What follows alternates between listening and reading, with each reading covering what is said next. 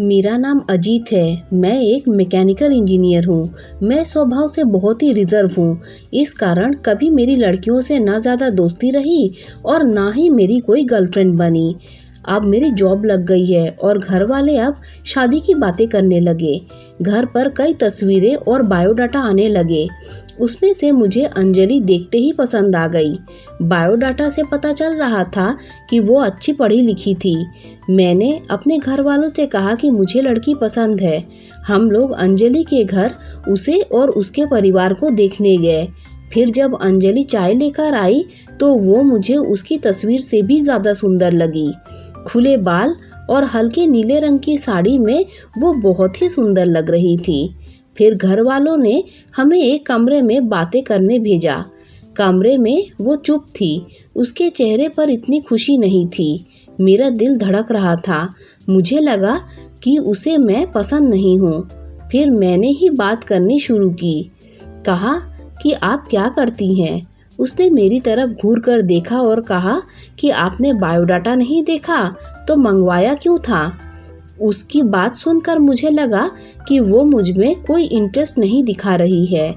फिर मैंने उससे डायरेक्टली पूछ लिया कि आपको मैं पसंद नहीं हूँ।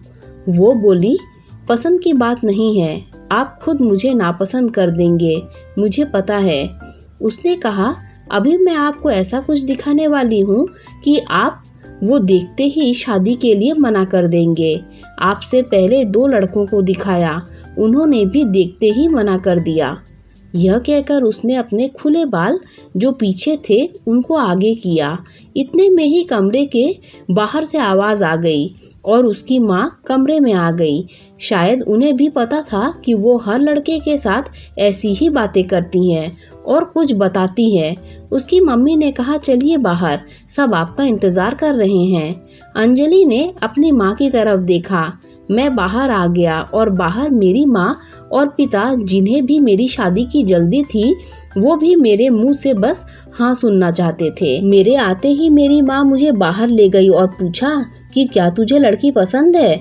मैं मना नहीं कर पाया, लेकिन एक बात मुझे खटक रही थी कि आखिर वो क्या बताने वाली थी। उसकी मम्मी जिस तरह से जल्दी से कमरे में आई, मुझे बाहर ले गई। लगा ऐसा जैसे वो हमारी बातें सुन रही थी। मैंने शादी के लिए हाँ कर दी। मेरे घर वालों ने उन्हें हाँ में जवाब दे दिया, लेकिन अब मैं एक दुविधा में था कि मैं क्या करूं। मैंने उससे बात करना चाहा। मैंने उससे नंबर नहीं मांगा था। मैंने अपनी मम्मी को कहा कि आप बात करें और उसका नंबर ले लें। मम्मी ने अंजलि की मम्मी से फ़ोन पर बात की और अंजलि का नंबर मांगा, लेकिन उन्होंने यह कहकर मना कर दिया कि अंजलि का फ़ोन अभी ख़राब है। मम्मी यह भी कह रही थी कि वो लोग शादी के लिए जल्दी कर रहे हैं। इन सब बातों से मेरे मन में कुछ अजीब सवाल उठने लगे। एक शाम जब मैं ऑफिस में था, तब एक अननोन नंबर से मेरे पास कॉल आता है। फ़ोन रिसीव किया तो अंजलि थी। वो बोली कि मम्मी ने मेरा फ़ोन ले लिया है। मैं कुछ बहाना करके अपनी फ्रेंड के रूम में आई हूँ। उसी के नंबर से फ़ोन कर रही हूँ। क्या तुम मुझसे मिल सकते हो? मुझे वैसे भी उससे मिलना था। अंजलि के बताए एड्रेस पर मैं जल्दी से पहुँचा। वो उसकी फ्रेंड का रूम था। मैंने जाते ही पूछा, उस दिन की बात अधूरी रह गई थी और तुम्हारी मम्मी तुम पर नज़र क्यों रख रही है? अंजलि बोली, मैं तुम्हें कुछ दिखाना चाहती हूँ, उसके बाद तुम्हारे सारे सवालों के जवाब मिल जाएंगे। अंजलि आज भी बाल खोलकर आई थी। वो पीछे मुड़ी और अपने खुले बालों को पीठ से आगे की ओर किया। तब मुझे पता चला कि वो क्या दिखाना चाहती थी। उसकी गर्दन पर एक टैटू था, सुयश नाम का। अंजलि बोली कि मैं एक लड़के से प्यार करती थी और हम दोनों शादी करना चाहते थे। मैंने उसी के नाम का टैटू करवाया था। यह बात मैंने अपने घर वालों को भी बताई थी और वो भी तैयार हो गए थे, लेकिन सुयश ने मुझे चीट किया। वो मेरे अलावा किसी और को भी डेट कर रहा था और वो लड़की पैसे वाली थी, इसीलिए उसने मुझे छोड़ दिया। तब से मुझे शादी और लड़कों से एक नफरत सी हो गई थी।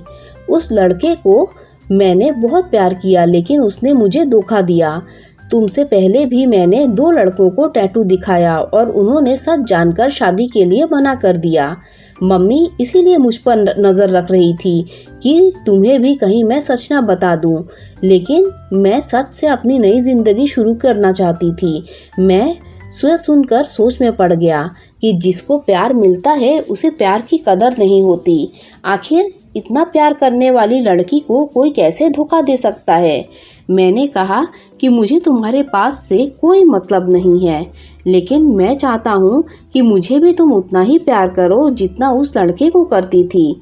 अंजलि को यह उम्मीद नहीं थी। उसे लगा था मैं भी उससे शादी के लिए मना कर दूंगा। मेरी बात सुनकर उसने इतने दिनों के दबाए आंसू बहने लगे। मेरी शादी अंजलि से हो गई और मैं अपने आप को बहुत खुशकिस्मत मानता हूँ कि मुझे अंजलि जैसी सच्ची प्यार करने वाली लाइफ पार्टनर मिली है। अगर आपको ये कहानी अच्छी लगी हो तो लाइक कर दीजिए, मेरे चैनल को सब्सक्राइब कर दीजिए। Thanks for watching this video.